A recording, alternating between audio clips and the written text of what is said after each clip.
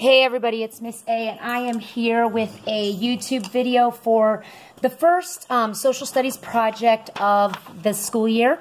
It's our Native Peoples, Florida Native Peoples. All my students have this text to use as their research for the Native people. So let's go over the rubric real quick. So the rubric is a 3, 2, 1, or a 0. First thing is sources. One source information and graphics is cited in the text and is accurately documented in the format desired. So for this particular project, since they're using the one source that I provided them, Florida Native Peoples, they can document it within their writing. Let me get here.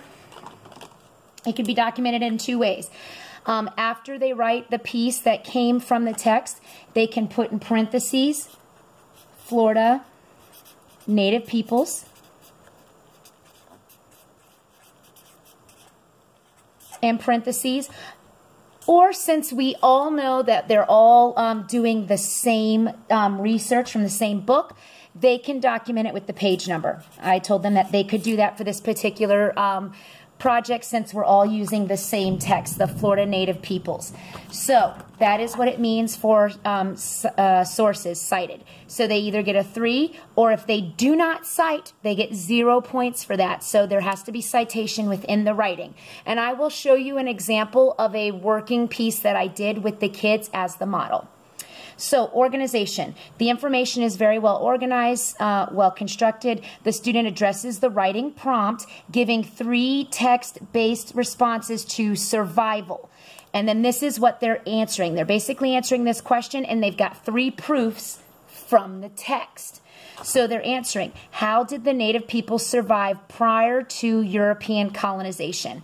The point of this project is to learn about obviously the Native Americans prior to the Europeans coming to this country. So they're learning about how they lived, how they survived, because it's a lot different from how we survive now.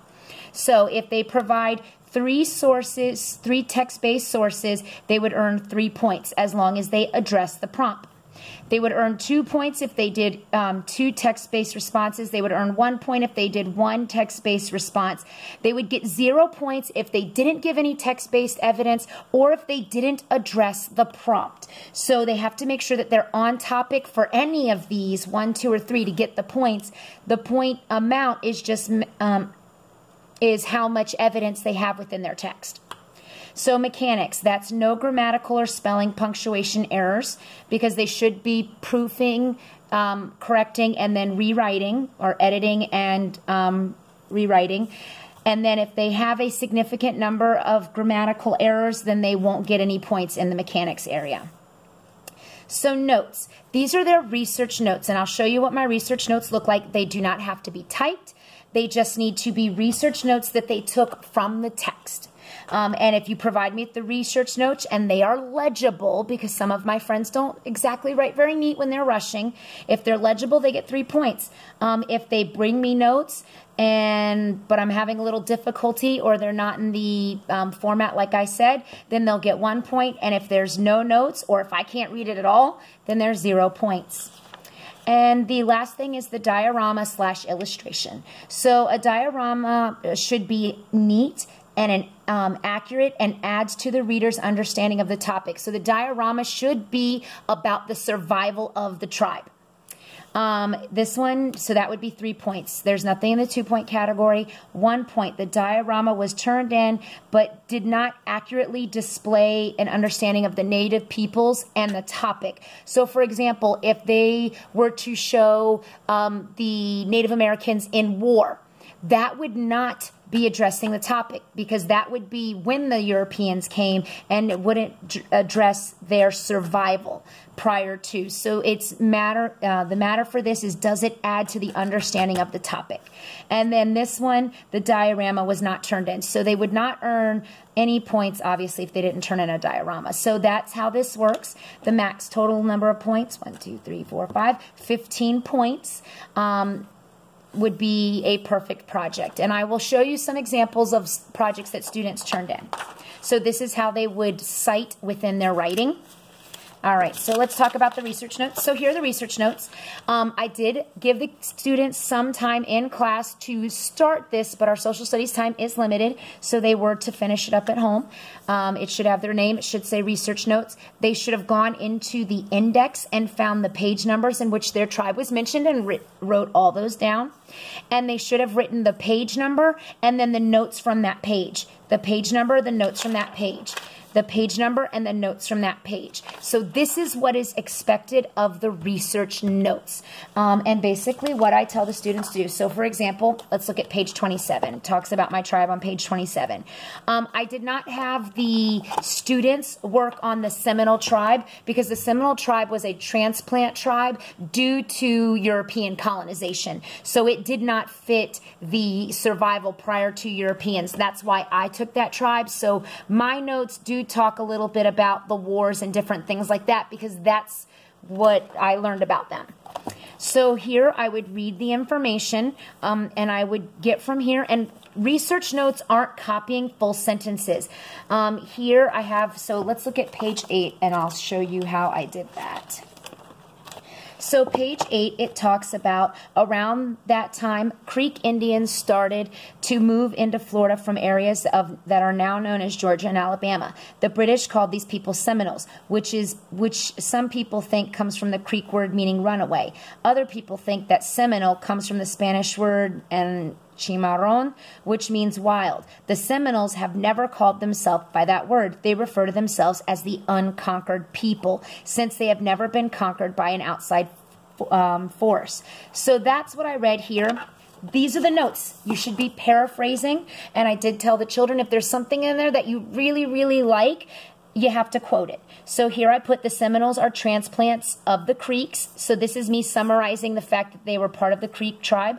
The word Seminole means runaway. That was something that I got there. Seminoles refer to themselves as, and I did quotes because I was going to use that I was going to use it in the exact same way it was in the text, and you have to give credit to the author. So on my research notes, I put it in quotes, and that way I knew if I used it in my plan, I'd put it in quotes, and then if I used it in my writing, I would put it in quotes, okay?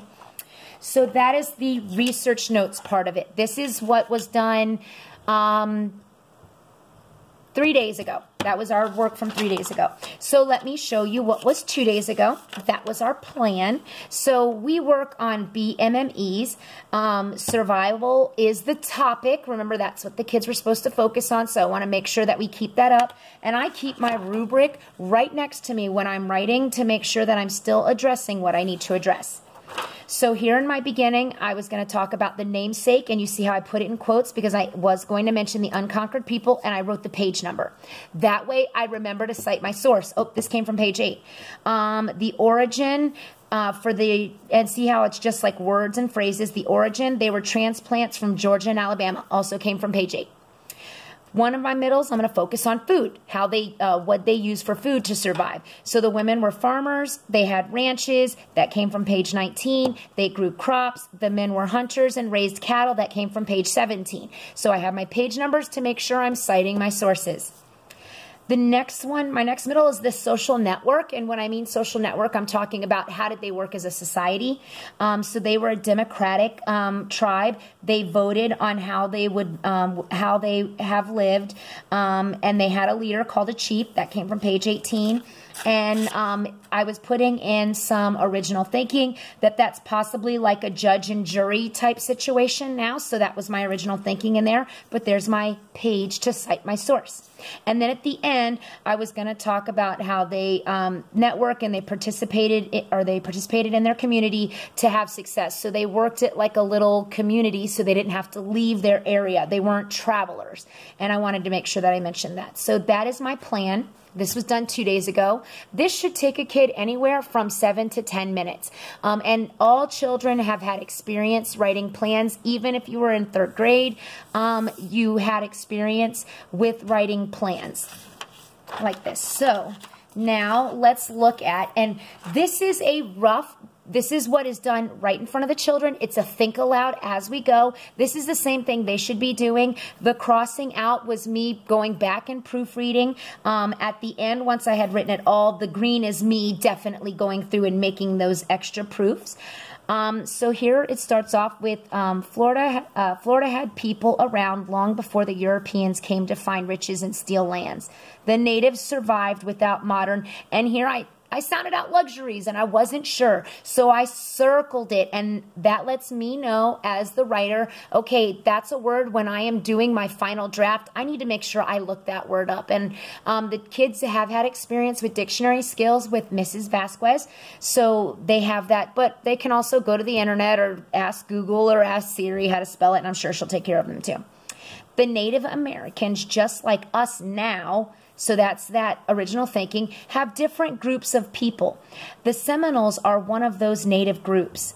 The Seminoles are a transplant tribe of the people that originally began in what is now known as Georgia and Alabama. Page 8. There's my citation. The Seminoles chose their name because they considered themselves as, quote, the unconquered people. Page 8. They, like others, had to learn how to survive with only what knowledge they had and the land in which they lived. So this is my beginning paragraph, and this at the end is setting me up for, well, let's talk about how they lived, how they survived. So this is what I modeled today for the children. The expectation is a written piece. My beginning is a little bit on the long side, but most pieces, beginnings and ends, should be about a half a page or more, and middle should be a good solid page. That's kind of what we're looking for here. That's handwritten. Now, if it's typed, whatever that gives you typed is acceptable. It does not have to be typed. The only thing that they're doing when we're talking about quote-unquote publishing now, it's making sure they've gone back and they've given me a final rewrite so that I'm not getting all of the cross-outs. So I am going to show you in just a moment some examples. Here are some examples of a diorama that addresses how the tribe survived. This student, actually that's moss from outside and some paper mache. There are some buckets with food, and they were farming communities, so they had farm animals. And then here is another one, and these ones were more of the hunters, and so this is the information that they give. These are two very good examples. They look differently. One was a shoebox, the other one was like out of a food box that they got from a store. So we're just looking for a 3D model to represent how they survived. I hope this video helps clarify anything you need for the Social Studies Native Peoples project.